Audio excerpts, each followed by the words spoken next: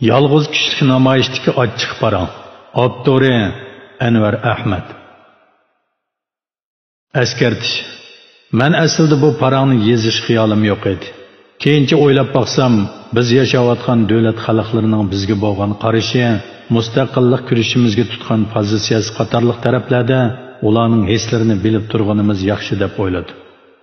Odam o'zining chiroyini faqat aynakdan ko'ra oladi. Bizning g'arb dunyosidagi qilayotgan ishlarimizni ko'zlayotganlarning fikridan foydalanish biz uchun belgilik ahamiyatga ega deb tushunganim uchun bu parangni o'qirmanlarning diqqatiga sundim. U kishi ismini tanishtirgan edi. Ammo qo'shilishdan ilgari parangni yezish xiyolim bo'lmag'achqa ismini yozsam qo'shiladiganligi to'g'risida so'ramabdiman. Ya'ni kelib aloqalash telefon nomeri yo'q. Germaniyaning shaxsiy uchur maxfiyatli qonuni bo'yicha so'ramasdan ismini yozsam qonunga xilof qilmish hisoblang'achqa u kishi deb yozishga to'g'ri keldi. Bugun shanba, dam olish kuni bo'lib, men yolg'iz kishilik namoyishga lozimlik falokat tashviqot varaqi oy yulduzli ko'k bayroqni elib, shaharning Ovat maydoni bo'lgan Market Platizga keldim. Men turgan Karlsruhe Germaniyadagi cho'ng shaharlardan hisoblanmasimi, Germaniya federal oliy sudi shundaqla Germaniyadagi 3 cho'ng tadqiqot markazining biri joylashgan bo'lg'achqa, kishilar bu shaharni Germaniyaning ikkinchi poytaxti deb atashadi. Bu 1715-yil qurilgan Reyn daryosi bo'yiga joylashgan, bu daryo orqali Fransiya bilan chegirdosh keladigan Ovat shaharlaridan hisoblanadi. Shahardagi bir qancha universitet xalqaroda mashhur bo'lib, dunyoning har qaysi joylaridan kelib o'qiydigan o'quvchilarning ko'p bo'lishi bilan xalqaroliq shahar deb ataladi. Odatim bo'yicha hozirlikni tugatgandan keyin tashviqot varaqini qo'limga olib atrofga nazar soldim. Quyosh o'z nurini butun zaminga sexiylik bilan chechayotgan bo'lsa-mu, atiyozning g'urg'ur so'g'uq shamoli odamning yuziga xeyli obdalla nashtirini sanjib turadi. Ko'cha va men turgan maydon atrofida kishilar favqulodda ko'p bo'lmasa-mu, ammo u yoqdan bu yoqqa o'tishayotgan, qandaqdir oldirash ishlari uchun bekat tramvay saqlayotgan, yana nalardandir bu yerga kelib shaharning qadimiy uy imoratlarini rasmga tortayotgan, yana ba'zilari 2-3 tun bo'lib olib qandaqdir bir temalarda qizg'in paranglashayotganligi ko'zga chalqatdi. Ularning turqidan g'emining yo'qligi, hech bo'lmasa bizdek dardman emasligi chiqib turadi. Chunki bu zamin ularning davlati yoki bo'lmasa ular davlatidan bu yerga sayohatga kelgan kishilar bo'lg'achqa, ularning yurish turishi, chiroy ifodalari menga shunday tuyg'u beryotadi. Men bu yolg'iz kishilik namoyishda shu beg'am kishilarga bizning qisqacha tariximiz, madaniyatimiz bo'libmi keyingi yillarda Xitoyning erki qirg'inchilik siyosati yurgizib, Uyg'urlarning insoniyat tarixida ko'rilmagan bir zulm ostida yashayotganligidek mazmunlar bilan hozirlangan tashviqot varaqini tarqitish bizga alohida qiziquvchi savrchan kishilarga bo'lsa, men bunday astoydillik bilan ahvolimizni tushuntirish, tarixdagi mustaqil davlatlarimizni tanishtirish, oxirida Xitoy mustabid hokimiyati ustidan shikoyat qilish, g'arb ellarining dunyo madaniyatiga o'chmas to'hfalar qo'shgan Uyg'urlarga kuchli ravishda yordam qilishi zarurligi to'g'risida murojaat qilish bo'ladi. Men bu shaharda xizmat va turmush sababli 20 yil yashagan bo'lg'achqa, masalaning mohiyatini German fuqarolari Yevropaliklarga tushuntirishning taktikasini yomon emas bilib qolgan edi. Ularning so'zlari toki chiroy ifodasidanla qanoatlanganini bilib, imkon qadar zeriktirib qo'yishdan saqlandim. Germanlar odatda o'zlari qiziqqan masalalarni boshqalar bilan o'rtaq munozara qilishni, xalqaroliq yer shari xarakterli cho'ng masalalar to'g'risida so'g'uqqonlik bilan fikr yurgizishni, analiz qilishni yaxshi ko'rdi. Mening maqsadim dal Germaniya jamiyatining ayni German fuqarolarida bizning masalamiz to'g'risida jamoat fikr hosil qilish bo'lg'achqa, bu nuqtaga diqqat qilatdim. Men tashviqot varaqini qancha ko'p tarqatsam, kishilarga bizning ahvolimizni shuncha ko'p tushuntirsam, o'sha jazo lagerlarida aqalli odamiylik huquqlaridan mahrum qilingan, faqatla Allohga ichida da'vo qilishdan boshqa hech qanday imkoni bo'lmagan mazlum xalqimizning bir kuni bo'lsa-mu, baldurroq o'sha qabohatlik zulmdan qutulishi uchun ozroq bo'lsa-mu xizmat qila oldim deb tushunib, puchalangan pig'onli qalbimga biroz bo'lsa-mu tasalli topatdim. Kun nuri taptining isishiga ergishib, maydonda odamlar asta-asta ko'payishga boshladi. Onda-sonda u yoqdan bu yoqqa o'tishib ketayotgan kishilarmi ko'zga chiliqib turadi. Ulardan ba'zilari kelib mendan tashviqot varaq olib ketsa, ba'zilari alohida yenimga kelib, "Ishlaringiz o'ngishli bo'lsin" deb ketib qoladi. Ularga tashviqot varaqi tanglasam, sizlarning ahvolinglardan xabarim bor. Tangri sizlarni o'z panoyida saqlasin, dedi. Bu ularning menga bergan samimiy tasallisi hisoblanadi. Tashviqot varaqini olmaganlardan bizning fojialik ahvolimizdan to'liq xabardor bo'lolmaydigan bo'ldi, deb ichimda mayuslansammi, bildirmasdan ularga rahmat deb qo'yatdim.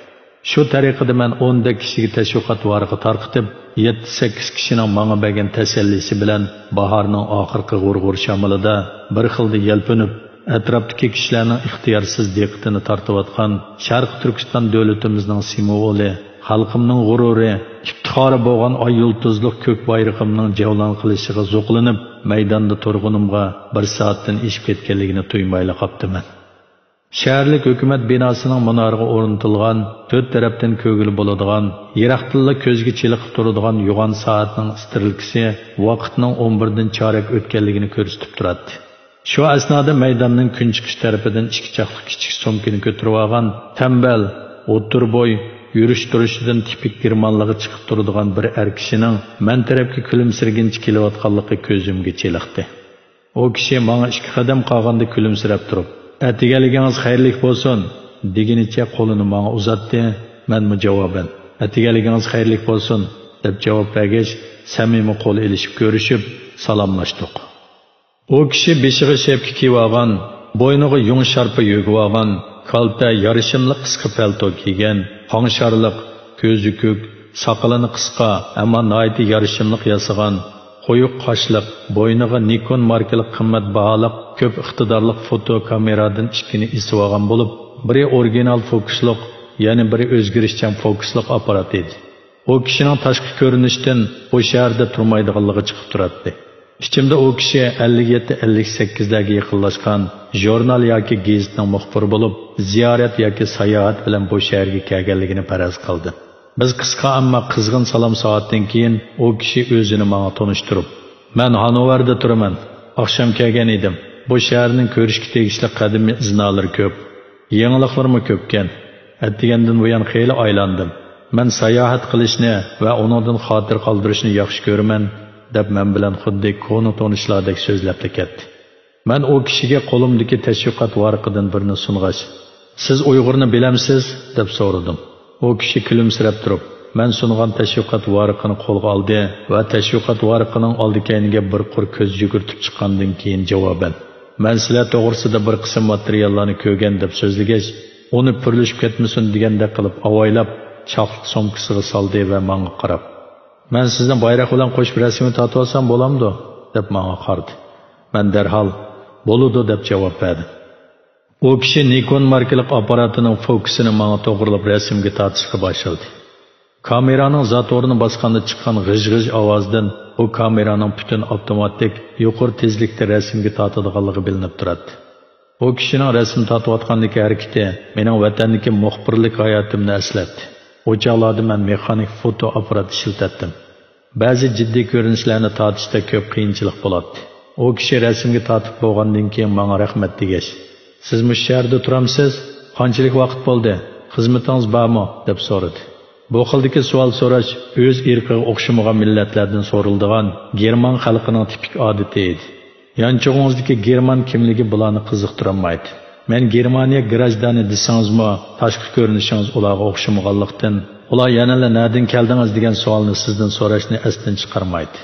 Ularni qiziqtirdigani sizning davlatning farovonliklariga tayanib qolmasdan, balki izlanib, iqtisodiy jihatdan mustaqil yashash bo'lib, mushundaq oddiy nuqtalardami German xalqining naqadar vatanparvar ekanligi isbotlanib turadi.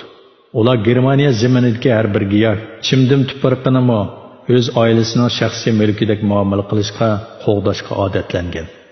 Men bu xildagi savollarga javob berish odatim bo'yicha, shundaq men bu shaharda yashayotgani 20 yil bo'ldi. Yangi kelganda bir qancha yildagi ishsizlikni hisobga olmaganda asosan ishlab keldim deb uddulla javob berdi. O kishi, "Namoyishni yolg'iz qilibsiz-ku, nishoningiz yoki nishonlaringlar nima? Bu shaharda boshqa Uyg'ur yo'qmi?" deb so'radi. Men javoban, "Biz bu shaharda 15 oilaga yaqin Uyg'ur bor. Vatandoshlarimiz bilan har haftaning oxiri dam olish kunda 2-3 soatdan navbatlashib namoyish qilishni kelishib olgan. Bugun navbat mening edi. Maqsadimiz, nishonimiz mustaqillik" dedim keskinlik bilan. O kishi qo'shimiz turilgan holda menga qandoqdi bir narsani anqiramagandek qarabla qoldi. Mening germancha tilim akademik saviyada bo'lmasimi, ammo men hukumat o'rinlarida tarjimonlik xizmati bilan uzun yil shug'ullang'achqa, bu mazmunlarni german tilida xato ifodalab qo'yishimga o'zimga ishonmaydim. O kishi sal turib olgandan keyin sukutni buzib, "Ajoyib cho'ng bir gapni qildingiz, afandi. Mustaqillik, davlat qurish, cho'lis tekkanda qiladigan ish emas. Bu bayroq o'ziga mansub bo'lgan jo'grafiyalik tuproqlar o'z taqdir qimmatini topalaydi. Dastlab turganingiz Germaniya tuprog'i. Siz xiyoliy dunyoda yashayotmaydigansiz yoki bu faqat sizning shaxsiy orzuyingizmi?" dedi. O kishining so'zlaridan biroz xo'rlik his qilgan bo'lsam-mo, bilindirmasdan o'zimni oqlashga tirishdim. Yolg'iz kichik namoyish faqat Karlsruhe shahrida emas, balki Stuttgart, Myunxen shahrida, Gollandiyaning Dam maydonida, Amerikaning Boston shahri qatorliq o'rinlarda xeyli vaqtlardan beri davom qilyotdi. Uningdan boshqa dunyoning har qaysi davlatlariga Uyg'ur tashkilotlari Xitoy hukumatining mustabid siyosatiga qarshi yilda ko'p sondagi namoyishlarni tashkillaydi. Shuning bilan birlikda g'arb ellardagi tashkilotlarimiz izchil turda parlament, hukumat o'rinlaridan boshqa yana Yevropa parlamenti, Birlashgan Davlatlar Tashkiloti, Amerika hukumati qatorliq o'rinlarga Uyg'urlarning ahvolini, Xitoy hukumatining irqiy qirg'inchilik siyosatini fosh qilishni davomlashtirib kelyotdi. Maqsadimiz mustaqillik, davlatimizning mustaqilligini asliga keltirish dedim. O kishi ancha eransimagan qiyofatda. Men 2003-yildan 2015-yilgacha bo'lgan jarayonda Xitoy davlati va sizlarning yurtinglarga ko'p qitim borgan. Tunji navbat sizlarning yurtinglarni ko'rgandan boshlab Uyg'urlarga oid materiallarni izlab ko'rdim. Keyingi qitimlardagi ziyoratimda sizlar yashagan zaminni asosan digidek ko'rdim. Uyg'urlar bilan muңdashdim. Urumchi, Aqsu, Qashqar, Xotan, G'ulja, Turpan, Qumul qatorliq cho'ng shaharlarni, hatto bir qism noya yezlarni aylandim. Ajoyib boylaringlarni, o'qimishli ziyolaringlarni, hatto g'arb ellarida yetishgan akademiklar, odamning ichi serilg'udek g'urbatchilikda yashaydigan namratlarni ko'rdim. Afrikadagi sahroyi kabir cho'lliga o'xshaydigan taklimakandagi qum barxanlari, Alps tog'lariga o'xshaydigan Tangri tog'lari, Yevropaga o'xshab ketadigan Kansay idirliqi, tog' ustidagi Bug'di ko'li, suyi ozlab o'stanga o'xshay deb qolgan Tarim daryosi, Germaniyaning janubiga o'xshash Turpandagi keng ketgan uzumzorliq, bepoyon ekinzorliqlar, har yurtning o'zgacha odatlari, turli may bog'lab pishadigan shirinidek o'xshagan mevalari, mazzilik har xil taomlar qatorliq odamni maftun qiladigan manzarlar ilmi ko'z oldimda. Uyg'urlar nihoyat mehmondo'st, sodda keladi ekan dedi. Men darhol o kishining so'zini tasdiqlab, shundoq, biz nihoyat mehmondo'st millat, musulmon bo'lganimiz uchun boshqalarga samimiy muomala qilamiz. Shunga boshqa millatlar Uyg'urlarni sodda deyishidi dedim. O kishi oxirgi qitim borganimda deb so'zini davomlashtirdi. 2015-yil 8-oyning 5-ida Qumuldan Urumchiga berib, bir hafta turgandan keyin yana koni odatim bo'yicha Turpan, Ko'rliq berib, u yerdan Taklimakanni to'g'risiga kesib o'tib, Xotanning Niyi noyisi orqali Keriya, Cheriya, Lop noyilarini aylandim. Uningdan keyin Xotan shahrida bir qancha kunni o'tkazib, Qarqash, Qog'liq noyisi, orqadan Qashqar qadimiy shahrida bir qancha kun turdim. 14-15 asrlarda Osiyo madaniyat markazlarining biri bo'lgan bu qadimiy shahar o'zining qadimiy asar atiqalari, o'zgacha binokorlik qurilish, an'analari bo'lgan zibolardan xeyli ayrilib qolgandek. Shahar xeyli kengaytirilgan bo'lib, Xitoy uslubida silingan imoratlar har tarafda ko'zga chiliqar ekan. Men Qashqardan ayrilib otishdan o'tib, Oqsuga keldim. Planim bo'yicha Kuchardan yo'lga chiqib Muzdavan, Bayinbuloqdan o'tib Kunes orqali G'ulji shahriga ulashdim. Yo'l azobi meni xeyli charchatgan bo'lsa-mo, yo'l bo'yi ko'rganlarim, birlari bilan bo'lgan suhbatlarimdan huzur ilishni obdan bilganim uchun G'ulji shahriga kelibla hardug'im tezli chiqdi. Murakkab, chigish vaziyatga to'lgan bu zimindagi 25 kunlik sayohatimning oxirgi 2 kuni qolgan edi. Men atsi G'uljidan Olmataga uchib, u yerdan O'zbekistonga bir haftalik berib, undan keyin Germaniyaga qaytib ketishni planlagan bo'lg'ashqa, bu zimindagi oxirgi kunim bilan qo'shilishga qiyolmayotdim deb mayuslangan oldi menga qaradi. Bu kishining bayonlari ayni chog'da mening muxbirlik hayotimda besib o'tgan yo'llarimni menga qaytadan eslatayotdi. Men darhol, sizning o ziyoratlaringiz sizda qanday ta'sirot qoldirdi deb so'radim. O kishi so'mkisidan oldirmay bir potlik suvni oldi va 2 o'tlab olgandan keyin yana so'mkisiga sag'ash so'zini davomlashtirdi. Sizlarning yurtinglarda saqchilarning tugamaydigan tekshirishlari kishini to'limi bizar qiladi. Bo'libmi menga o'xshash Germaniyadan borganlarga texmi avorchilik. Bu zaminda ilgirki qaraganda Xitoy millati cho'ng shaharlarning asosiy nopisiga aylangan. Kichkinaaya, yezlardimi ko'rinarli ko'paygan. Men uchratgan Uyg'urlar bo'lsa, ziyolilar hukumatning qattiq siyosatidan ancha-muncha shikoyat qilganligini hisobga olmaganda, zo'r ko'pchiligi o'zlarining xizmati bilan mashg'ul. Boylar bo'lsa, boy yashaydi. Kunda degidek oliy darajalik restoranlarda yeb ichib qaynaydi ekan, imkon qadar siyosat to'g'risida so'z etishdan o'zini qochirdi ekan. Ularning shaharlarda setib olgan uy ziminlari tijorati bo'ladi ekan. Germaniyadagi millionerlarmi u Uyg'urlardek yashayolmaydi. Ammo u Uyg'urlar ko'p sonliq emas, namorat Uyg'urlarning ahvoli intayin nachar bo'lib, ko'rgan odamning ichi seriladi. Oylab go'sht yemaydigan namorat Uyg'urlarmi oz emas ekan. Ammo ular boriga shukr qiladi ekan, siyosat tushunmaydi ekan. Men Uyg'urchada ular bilan bevosita so'zlashamasam-mo, ularga assalomu alaykum deb salom bersam, ular va alaykum assalom deyishning o'rniga yaxshimisiz deb javob qaytaradi. Amaliyotda biz ko'rishgan o'rinda bir Xitoy yoki saqchi bo'lmagan sharoitda ham shundoq. Hatto chet eldagi Uyg'urlarning qutratqiligi sababli bizning bu yerdagi siyosatni hukumat changtiyotdi deganlarmi bo'ldi. Hukumatning siyosatiga qarshi norozilik harakat qilganlarni ko'pchilik Uyg'urlar shukr qilishchi, singan ninni yesichi, bekordan bekor tuxumni toshga urganning nima foydasi bor? Birining falokati mingga debdikan, nemishqa jim yurmaganda degandek iboralar bilan ta'riflaydi ekan. O'zlarining aqalli haq-huquqlari, erkinlik, demokratiya, mustaqillik, davlatchilik ideyasi, Xitoy nima uchun bizga zulm soladi, sababi nima, millat nima uchun bu kunga qoldi, qanday qilib millatni bu zulmdan qutqazg'ili bo'ladi deganlarni o'ylaydiganlar balkim bordi. Ammo men u xildagi kishilarni uchratmadim. Alloh egam hammani bilguchi, u o'zi bizning ishimizni bir taraf qiladi. Mushu bergan kunimizga shukri, biz qanday qila olaydik? Hukumat kuchli tursa, uning bilan tang bo'g'ili bo'lamdi. Sabrning tegi oltin deguchilarni shahar-shaharda ko'p uchratdim. Ziyoli degan bir millatni yo'rug'liq yetaklaydigan mayak, millatning g'ururi, millatning ruhiy boyligi, millatni qo'zg'aydigan ideyaviy, ma'naviy kuch. Millatning boylari bo'lsa, shu ruh, ideyani reallikqa aylantirishdagi moddiy harakatlantirgich kuch bo'lib, muhim hal qilg'uch omil. Xalq bo'lsa bu nuqtalarning asosiy. Bu 3 nuqta birlashganda har qanday bir millat erishmoqchi bo'lgan nishonga yeta oladi.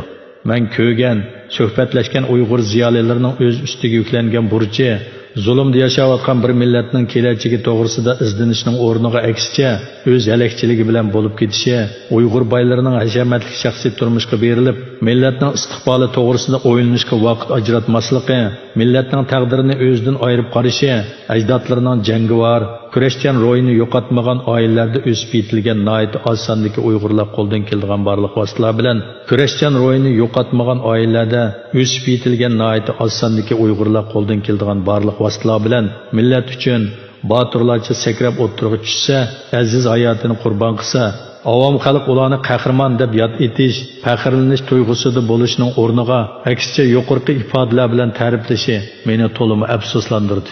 Bu qanday ruh, qanday g'urur, qanday vijdon. U kishi so'zlab mushiyaga kelganda davomli anglashga toqatim qolmadi. Uning so'zlari menga xuddi millatimning g'ururi, sharifiga haqorat qilayotgandek, bizning tarixdan buyon tajovuzchilarga qarshi ilib berayotgan boturlarcha kurashlarimizni yo'qqa chiqarishga, Uyg'ur ziyolilarining, boylarimizning, avom xalqimizning, bizning mustaqillik ko'rishimizda to'lagan hisobsiz badallarimizni tarix batlaridan ko'maslikka selib, Uyg'ur millatini nimjon, hamoqatga ko'rsatishga tirishayotgandek ta'sirot beryotdi. Men keskinlik bilan u kishining so'zini bo'lib, "Efendim, siz Germaniyadagi bir kuchli davlatning erkin fuqarosi, yanchog'ingizda pulingiz bor, borman degan yerga bora olasiz. Demoqchi bo'lgan so'zingizni deya olasiz. Bizga o'xshash mustamlik ostida yana kelib Xitoydagi zolim hukumatning zo'ravonligida yashayotgan mazlum millatning dardini ancha yaxshi tushunmaydi ekansiz. Siz ot ustida gul ko'rgandek yurtimizga sayohat qilib, bundoq oddiy hukm chiqarsangiz, meningcha ancha to'g'ri bo'lmaydi. Bilamsiz, 2017-yildan boshlab Xitoy hukumatı 5 millionda qarindishimizni jazo lageriga soladi. Yoshlarimizni ichki Xitoy o'lkalariga qul qatorida ishlamchilikka yo'tkab, Xitoylarni bizning yurtimizga to'shyotdi.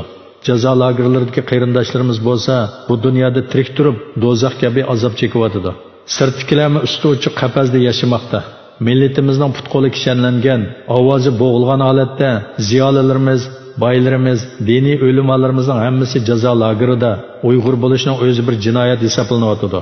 Narsiyada balalar ota-onasidan ayirib etilgan, izderaksiz g'oyib bo'layotgan Uyg'urlar sanoqsiz. Uni surishti qilganlar jinoyatchi hisoblanib turmalarga tashlanyotdi. Xitoy hukumatı barliq Uyg'urlarning DNA avrishkisini ep bo'ldi. Balkim ular Xitoy hukumatining odam ishga o'rgan tijoratining qurbonlariga aylanib ketayotgandi. Qizlarimiz Xitoylarga majburiy nikohlanib, jinsiy zo'ravonlik uchrayotdi. Bizning bu xildagi ahvollarni surishti qilib, tekshirish ep berish imkoniyatimiz yo'q.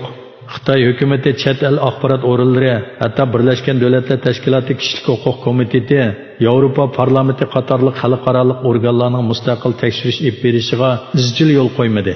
O'zlari bo'lsa bu fojiani, jinoyatini yushirib, o'zlarining saxta xabarlari bilan dunyoni aldab kelyotdi. İnsan qalbidan chiqqan bu zulmga dunyo tex sukutni buzib, amaliy harakatga o'tkani yo'q. Bizning g'arb ellarda namoyish va boshqa turli faoliyatlarni ep berishimiz dal mushu putqilik kishanlangan, ovozi bo'g'ilgan mazlum xalqimizning ovozi bo'lib, xalqimizning mustaqillikka tashna orzusini dunyoga anglatish va ularning yordamini qo'lga keltirish dedim.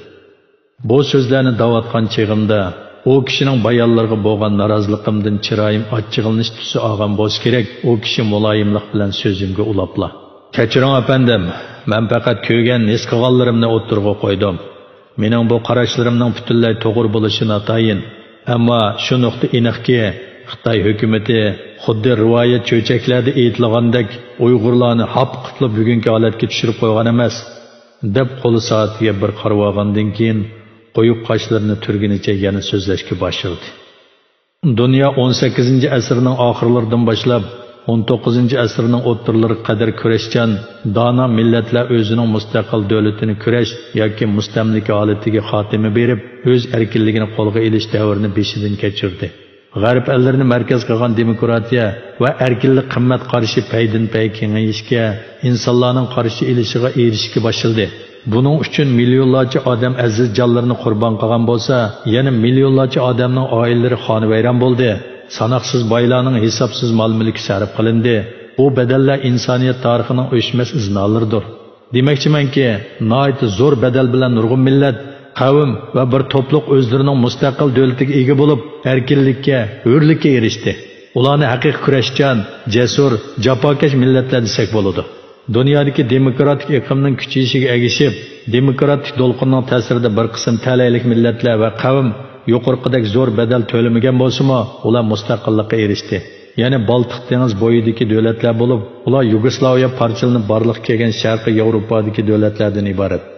Sovetlar ittifoqi parchalanib barliq kelgan mustaqil davlatlar birlashma gavdasidagi O'rta Osiyo davlatlari. Texmi talayliklar bo'lsa, g'arb demokratik davlatlarining yordami xalqaro qonun prinsiplariga tayanib, Sharq Temur 2002-yili, Kosovo 2008-yili mustaqillikni jakolab, xalqaroning birdek e'tirof qilishiga erishdi va Birlashgan Davlatlar Tashkilotiga a'zo bo'lib kirdi. Sizlarning bundaq talayda nesivanglar yo'qmi bilmadim, dedi u kishi xursingan holda menga tikilib qarab. U yana so'zini davomlashtirib: "Men ko'rgan materiallarda qayd qilinishicha, Uyg'urlar 1944-yili noyabrda Sovet ittifoqining yordamida yurtinglarning shimolidagi G'ulji qatorliq bir qism joylarni ozod qilib, Sharq Turkiston degan ismda davlat qurgan ekan. Strategik yuqori saviyadagi siyosiy tushuncha, plan, diplomatik taktika, xalqaro bilan bo'lgan diplomatik munosabatlarning ojizligi, xalqaro vaziyatdan o'zinglarga foydali yo'lchiqlarni topolmaslik qatorliq nurg'un sabablar tufaylidan eng oxirgi Gomindan Xitoy hukumati bilan suhbatda o'tirib atalmish birlashma hukumat kelishimi imzolanibdi. Bu bir ajallik mag'lubiyat.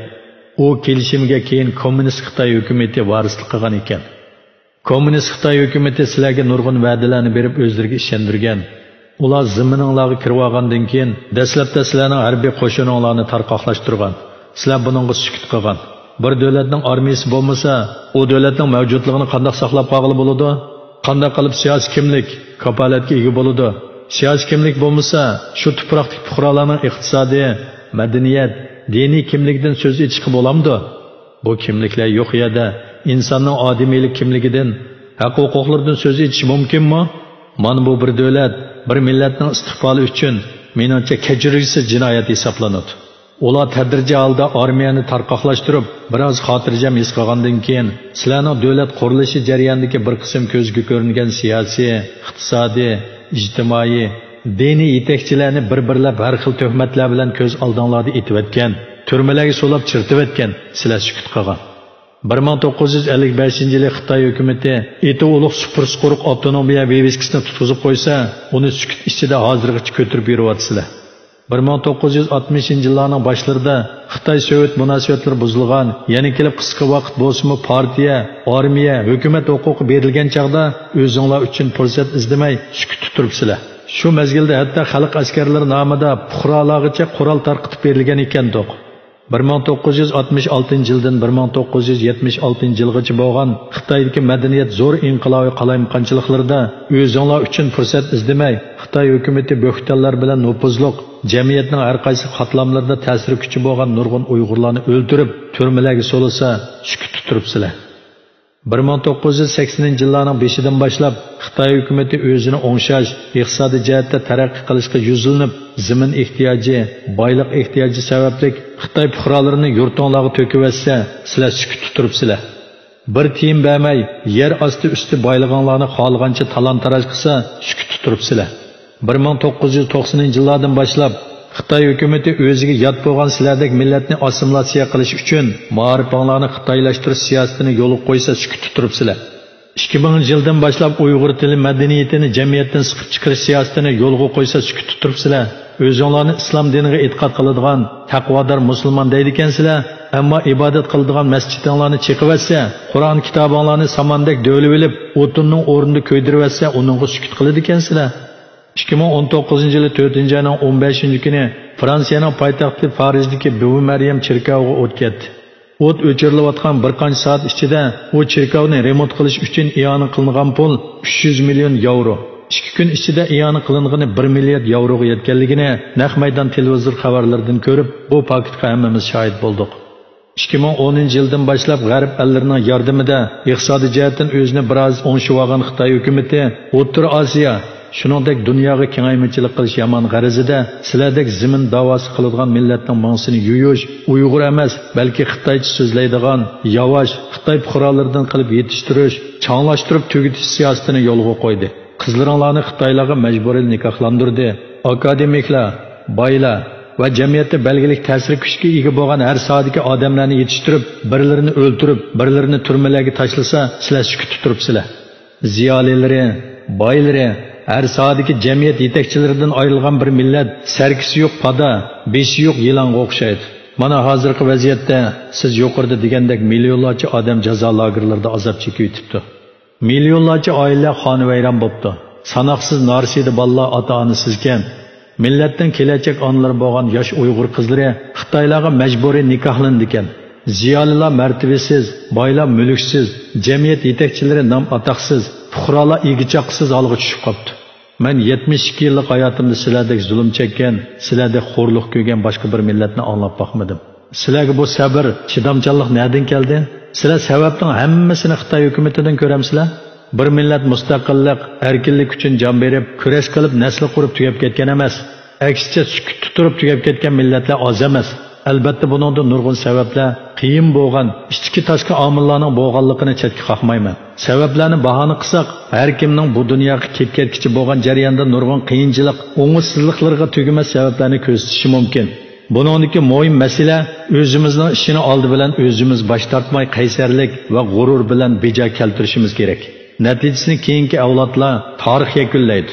To'g'ri qilganligimizni avlodlar hurmat, seg'inish, iftixorlanish tuyg'usida xotirlasa, xato qilganlarimizni nafrat, o'kinish va echinish ichida eslaydi xolos. U kishining so'zlari yuzimga tasdak bilan urgandek, kesilgan jarohatimga tuz sepgandek meni azobladi. Shu azoblik daqiqada tarixiy kitoblarda o'qigan 1678 yil Hidoyatulloh Xo'ja, Abba Xo'ja o'zining nom shuhrat, huquq tamasini qandirish uchun Jo'ng'ariya ishg'olchilarini boshlab kelib, o'lpon topshirish badaliga tarixda tillarda daston bo'g'idek 164 yil saltanatli davr surgan Saidiya xonligimizni og'dirib, Qo'rcha xon bo'lganligi onun Mahmud Qashqari, Yusuf Xas Hacib qatarlıq nurgun dövlət ərbablari, Uyğurlarning fəxrlik ziyoliləri, əsrlər boyu yığıb Uyğurlarning parlaq keləcəyi üçün toplagan millatning ro'yi, ma'naviy boyligi bo'lgan sanoqsiz qo'lyozmalar, 360 egizlik oltinliq madras, davlat kutubxonasini o'lima, taliblar bilan qo'shib ko'ydirib, o't dengizga aylantirib, Uyg'ur xalqini munqarizlikka tutib bergini, xalqimizning teqaylig'icha yurt-yurtlardan Qashqarga kelib, Oppoq Xo'ja mozirini tavob qilishlari. 1698-yil kuzda Saidiya xonligining podshohi Malika Muhtaram xonim o'smirlik davrdan tortib Saidiya xonligidan o'zining tangdossiz marganligi va jangbozlik mahorati bilan nurg'un sarkardalarni qoyil qilib, janglardagi bahodirligi bilan do'stlarini, dushmanlarini hayratda qoldirgan. Saidiya xonligini halokatdan qutuldirib qilish uchun tinmay kurash qilgan buyuk harbiy sarkarda, jasoratlik davlat arbobi, ulug' ayol hukmdorning 6 nafar nashkash nomard So'fi Ishonning qo'lida fojialik o'ltirilishi, shuningdan tortib Uyg'ur saltanatining bargancha xiralashib ketishiga yuzlanganligi, oxirida 1759-yili Manju imperiyasining mustamlikasiga aylanib qolganligimiz. 1925-yili millatni qutqizish ko'rishiga otlangan Abduqodir Domillamning Qashqardagi uyida Xitoy g'olchisi Niyoz Soqchining qo'lda bo'g'izlanishi, Qumulda ko'tarilgan qarshilik harakatining rahbari Temur Xalifaning Xitoy hukumati bilan sulh tuzib, o'zini o'zi Xitoyga tutib berishi, Xo'ja Niyoz Hojimning yana Xitoy hukumati bilan sulh tuzib, 1933-yili qurilgan Sharq Turkiston Jumhuriyatining rahbari Sobit Domillamni tutib Xitoy hukumatiga o'tkazib berishi, o'zining Xitoyning qo'lida jinidan ayrilishi, shuning natijasida yaqinqi zamon tariximizda qurilgan tunji jumhuriyatimizning beshiga dafn qilinib etishi, 1944-yili qurilgan Sharq Turkiston Jumhuriyatida bizning armiyamiz xalqimizni Gomindan Xitoylarning zulmidan qutuldirish uchun issiq jonlarini berib kurash qilyapsa, Abdukerim Abbosovdek ayni chog'dagi hukumatimizda nopuzli kishilarning kommunist Xitoylar bilan eg'iz burun yalishib, Gomindan Xitoylardan qutulamaganini oz degandek, kommunist Xitoylarga tutilishimizga bevosita yoki vositalik sabab bo'lishi, ayni chog'da hukumatimiz ichida yuz bergan jumhuriyatimizning davomli mavjud bo'lib kuchlanishi, butkul xalqimizning erkinlikka erishish orzusiga xilof tugamas ishki ziddiyatlar, mayli Gomindan Xitoylari yoki kommunist ziyolilar bo'lsin, yoki kommunist Xitoylar bo'lsin, o'zimizning siyosiy, diplomatiya, taktika qatorliq turli jihatdagi noustulligimizdan, suhbat ustilida mag'lub bo'lganligimiz to'g'risida yozilgan qurlar, yipqi tizilgan marjondek bir-birlab ko'z oldimdan o'tishga boshladi. 1996-yili dekabrda vatanimizning har qaysi joylaridan Urumchiga yig'ilgan, to'nilgan ziyoli arboblarimizning bir qitimliq suhbat yig'inida ziyolilarimiz saltanatli tariximiz to'g'risida faxrlanib so'z qilganda, ustozlarimizdan marhum Turg'un Almas apandi dodillik bilan so'z qilib, biz tarixni ko'shaverishdan bakrak uningdan savoq, ibrat elishimiz kerak. Millatning illatlarini rahimsizlarcha qamchilash lozim. İllet tüzelmegicha millat tüzelmeydi. Millat tüzelmese şalliq tariximizni ko'shaydiganga odamni qolmaydi degan kuchli xitobi quluqim tövida jaranglayotgandek tuyuldi. Biz Uyg'urlar mustamlikidan qutulish uchun bergan aziz jonlar, daryo bo'lib oqqan issiq qonlar, to'yilgan badallar, Allohga nido qilib ko'tarilgan millionlagan qo'llar. Ajaba, biz o'tmishda nimalarni xato qildik? Buningdan keyin nimalarni qilishimiz kerak? degan savollar xiyolimdan chaqmoq tezligida ketyotdi. U kishi mening sal tang'irqab qolib qolganligimni ko'rdi bo'g'ay, so'zining uranini o'zgartib, "Apandim, men sizlarni ayblash nuqtasidan da'vatmayman, balki masalaning mohiyatini, kelib chiqish manbasini yaxshi bilish kerak demoqchi. Mundaqcha qilib aytganda, har qanday hodisaning kelib chiqish sababi, uning negizlik mohiyati, ajallik, nozik ojiz nuqtalari, taraqqiyoti, oxirida natijasi bo'ladi. Biz shuningga qarta yuz berish ehtimoli bo'lgan turlik, kuchlik ojiz nuqtalarni nazardan saqit qilib o'tmay, tadbir olsak maqsadimizga yetolmagan taqdirdami, cho'ng ziyondan saqlanib qolamiz. Sizlar tupurg'i munbat, bepoyon, cheksiz ketgan, yer osti, yer usti boyliqlari intayin mo'l, tog'u daryolar go'zal, men ko'rgan ashu zaminning egisi. Bu nuqtani sizlardan bakira Xitoylar yaxshi biladi. Sizlar Xitoylar bilan qo'shna va orlashib yashagan millat. Tarixda ajdodinglarning ularga sog'an kunini sizlar xotiranglardan chiqarib qo'ygan bilan Xitoylar ta hozirgacha unutqani yo'q. Do'stingdan dushmaningni yaqin tut degan gap bor. Xitoyning tarixida ushshoq bagliklardan tortib hozirgacha bo'lgan jarayondagi hokimiyat, davlat boshqarish, qo'shni va boshqa davlatlar bilan bo'lgan siyosiy, iqtisodiy, diplomatik munosabatlarda izchil turda hiyla-nayrang, aldamchilik vositalarini qo'llanishda 2000 yildan ortiq tarixga ega. Ulardan insonlarda bo'lishga tegishli normal bir samimiyat, kishilik axloq, insoniy qimmat qarashni tepish tas. 1989 yili iyundagi davlati xalq uchun demokratiya, islohot arzusida Tiananmen maydoniga chiqqan o'z farzandlarini tanki bironiklar bilan tirik turg'izib bostirgan, hayvonlarni tirkiyab, ularning og'uzlaridan huzur oladigan bundaq hukumat millatdan shafqat tilash, o'lik eshakdan o'pka tilgandek bir hamoqatlik. Ular insoniyat jamiyatining taraqqiyotida barliqqa kelayotgan demokratiya, erkinlik, mas'uliyatchanlik qimmat qarashini qabul qilishning aksicha uningdan o'zlarini mudofaa qiladi. O'zlarini boshqa millatlardan ustun o'rniga qo'yib, boshqa yot irqdagi millatlarni kamsitish tuyg'usi intayin kuchli. Maqsadlariga yetish uchun tulkidek ilgari bo'la oladi. Kuchliklar oldida bechora mazlum qiyofatga kirib olsa, ojizlarga rahimsizlarcha zo'ravonlik qiladi. Ular feodallik, qulluq ideyasidan tex ozod bo'lgani yo'q. Xitoy hukumatining rahbarlik yadrosi texicha Beyjingdagi Mo'ng'ul imperiyasi, Manju imperiyasi ordusining ichida bo'lib, uyalmasdan aksincha bizning Chingizxon, bizning tarixdagi sulolalarimiz deyalaydi. Xitoylar ojiz davrlarda qattiq mazmutlikqa, qaysarlikka simol qilinadigan chinar darxi, tabiatning rahimsiz qarshi chivirgan ochiq judunlari, tomuzning pijg'irim issiqlariga parvo qilmay, toshni yerib yiltiz tortib yashaydigan qarg'ay daraxtlarini kichkina metqurtning quritib, haqshal qilib qo'ydiganiga o'xshash o'zlarining farosatli nayranglari bilan tarixda o'chmas iz qoldirgan Chingizxon Mo'ng'ul imperiyasi va Manju qatorliq imperiyalarning saltanatini abchillik bilan dafn qildi. Navbatda Mo'ng'ullarning ahvolini demisammi, sizlar mendan obdan bilasizlar. Hozir Manjularni doğruluq uchun tepishmi tas. Uyg'urlar bu jihatdagi mohiyatni obdan tonib yetishi, o'ylanishi, izlanishi kerak.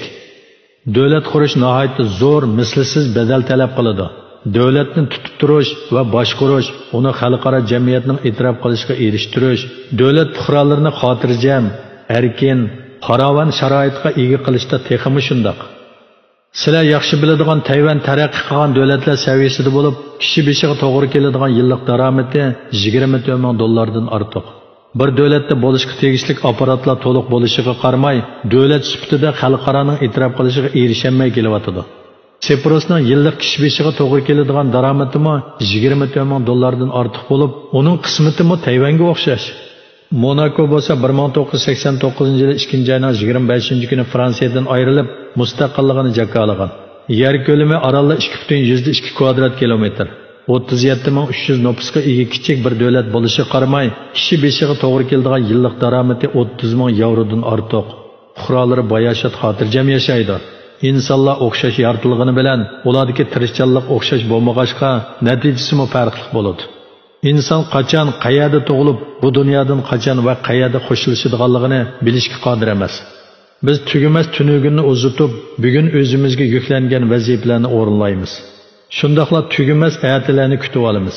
Biz agar bugun zimmamizga yuklangan vazifani to'g'ri, to'liq o'rinlay olsak, balkim ayatdagi taqdirimizda o'zgarish bo'lishi, kechikkandimi o'g'ini uning natijasini ko'rishga muyassar bo'la olamiz. Aksicha bo'lganda taqdirimiz tunugunkidek, hatto uningdan betar holiga qilishimiz mumkin. Kurashchan va tirishchan millatlar o'zlarining mustaqil davlatlarini qurib, fuqarolarini asosan bo'lsa-mu xotirjamlikka erishtirgandan tashqari, yana dunyoning joy-joylarida xotirjamsiz, arziyat chekayotgan millatlar, qavmlarga imkoni yor bergan doirada yordam qo'lini sunib kelyotidi. Men Qur'onni o'qib chiqqandan keyin musulmon do'stlarimdan maslahat so'rab, ko'p qitim juma namoziga borgan. Juma namoziga chaqirib aytilgan azonning takbiriga hech kim qo'shiq solmaydi ekan. Odamlar o'zlaridan tartibli saf tuzib, talash tortishdan xoli holda o'z joylarini tepib namozga hozirlandi ekan. Mikrobdagi imomning riyosatchiligida o'qilgan namoz bu ibodatda qilinayotgan harakatning yillarcha alayda mashqini beshidan kechirgan askarlardek yuksak darajadagi tartibligi, imomning vaz nasihitini diqqat, hurmat bilan tinglashlari menda islom axloqiga nisbatan cho'nqur ta'sir qoldirgan. Bu manzillarni yuqori saviyada tarbiya ko'rgan siyosiyon, davlat boshqarayotgan arboblarning Germaniya parlamentidagi yig'inlariga selishtirsak, u arboblarning chin qilib bir-birining gapiga quloq solmay so'zlashlaridan osmon zamin farqini ko'rish mumkin. Demak, musulmonlar nayt osonlar bir safga tizilib, bir nishonga qarab ibodat qila oladi ekan. Masala insonlarning o angliqlik va birlikini ibodat til emas, balki kundalik hayotning har bir qadamigacha konkret tatbiqlashida. O kishining bayonlaridan Osondagi bir qism qarindoshlarimning o kishida qoldirgan salbiy ta'sirini bizning eng mukammal bo'lgan islom aqidamiz, islom axloqi, islomdagi mas'uliyatchanlik, islom dinimizdagi prinsiplarga bo'lgan tushunchasining texnik yuzaki ekanligini his qildi. O kishi atrofga bir qo'r ko'z yugurtib chiqqandan keyin so'zini davomlashtirdi. Mustaqillik, siyosiy, iqtisodiy, diplomatiya qatorliq har sohada yetishgan ko'p sondagi talant egalari ziyolilarga muhtoj. Bu xil kishilarning bir davlatning mustaqillik kurashi jarayonida oldigan roli intayin zo'r bo'ladi. Bir ikki odamning dal paytda o'ynagan siyosiy, diplomatik roli ba'zida bir millat, bir davlatning taqdirini belgilaydi. Buni tarixdan aniq ko'rib olish mumkin. G'arb ellarida akademik saviyada yetishgan har sohadagi nurg'un Uyg'ur ziyolilar bo'lsa-mu, sanoqliqlardan boshqa ularning butkul millatni qutqizish sepida qatorda bo'lmasligi odamni afsuslantirdi. Bu to'g'rida obdan izlanib, sababini tepishinglar, talant egillarini bayqab, bu sababga qo'shishinglar kerak. Yillarcha mangdoq, yillarcha namoyish qilyapmiz deb mayishlanishga, to'xtab qolishga bo'lmaydi. Ko'ch-ko'ylarni to'ldirib minglab, 10 minglab to'xtamay xuddi Hong Kongliklardek namoyish qilinglar. Dunyoning siyosiy markazlari bilan tinimsiz kuchab ishlashinglarga to'g'ri keladi. Shuarvozlikdan saqlanish, hayajonlanib, ochiqlanib ish qilmaslik kerak. Chunki uning natijasi ko'pincha hollarda yaxshi bo'lmaydi. To'g'ri strategiya, mukammal siyosat, diplomatik taktika nishonga yetishdagi yo'lni qisqartib, behuda bedel to'lashdan saqlaydi. Masalalarni so'g'aqqonlik bilan muzokara qilib yakun chiqarish, imkon qadar savanlikdan saqlanish kerak. Undaq bo'lmaganda oldinqilarning savanligi tufaylidan keyingilar riyozat chekadi. Ikkinchi dunyo urushida shvedlar bilan birlashma armiya qo'shinlari bombardimon qilib, Germaniya zaminini asosan degida xish-kesak devasiga aylantirib o'tgan. Erlarning ko'pinchisi urushda o'lgan yoki asirga tushgan bo'lib, Germaniyada erlar nihoyat oz qolgan. Mushundaq sharoitda yashangan onalar, ayol bolalar o'rnidan dasturib, yemaganda kunlab osh bo'lsa-mu jafoga chidab, bu davlatni qayta qurib chiqdi. Ayni chaqda dunyo Germaniyani dushman deb qaragan bo'lsa, mana hozir dunyo bizga do'stlik nazari bilan boqadi. Mana bu to'xtovsiz kurash, tirishchanlikning amaliy natijasi. Kel kuchlik, cho'ng bo'lsa-mu, ammo uni seriq cho'mililar yeb iskeletga aylantirib yetadi. Cho'mililar shuncha kichik bo'lsa-mu, bir-biriga ulashib, bir-biriga ko'rik bo'lib daryodan o'tadi. Xitoy hukumatı kuchli bo'lsa-mu, albatta uningma nozik, ojiz nuqtalari bor. Uning ustiga Abdi Bashir cho'lib, Sesx nomi dunyoga purketdi. Uningga qarshi bo'lgan davlatlarning soni uzluksiz kuchayotdi. Xitoy davlatida bo'layotgan vabo Xitoy hukumatini xeyli lang'ishtirib qo'ydi. Bu Uyg'urlar uchun kelgan bir tarixiy fursat bo'lishi mumkin. Sizlarning mustaqilligingizga tashna, umumyuzlik harakatinglar Xitoy davlatiga qarshi kuchlarni qoyil qila olsa, balkim ularga har jihatdan yordamini ayamasligi mumkin. Ojiz millatlarning kuchli quroli kurashchan ruh, tavranmas iroda, qat'iy ishonch va qo'rliq zulmga qarshi nafrat ushqunidir. Sukutlarning natijasida shu fojialik ahvolga qapsilar. Mustaqillik harakatida saltanat surgan ajdodlarning tajribasidan ilhom olib, sanoqliq tashkilot, shaxslar emas, balki barliq Sharq Turkistonliklar o'rnidan dasturib, xuddi namozga azondan keyin sabti turgandek, har kim o'z o'rnini topa olsa, uch qo'llar birlashib to'solg'isiz g'oyat zo'r yolqonga aylanadi. Orzu qilgan emas, badal to'lgan erishidi. U kishi menga tabassum bilan bir qaradi va odam 70 yoshdan oshganda faqtuq so'zlashdan xoli bo'lolmaydi. Egizpas so'zlab qo'ygan bo'lsam, ko'nglingizga olmang. Men ko'rishga tegishli boshqa o'rinlarga bormasam bo'lmaydi. Sizlarga fursat, omad tilayman deginicha men bilan samimiy qo'l elishib qo'shlashdi va ichki chaqliq so'mkasini so'rgunicha oldirashib ketib qoldi. 2020 yili 30 mart Germaniya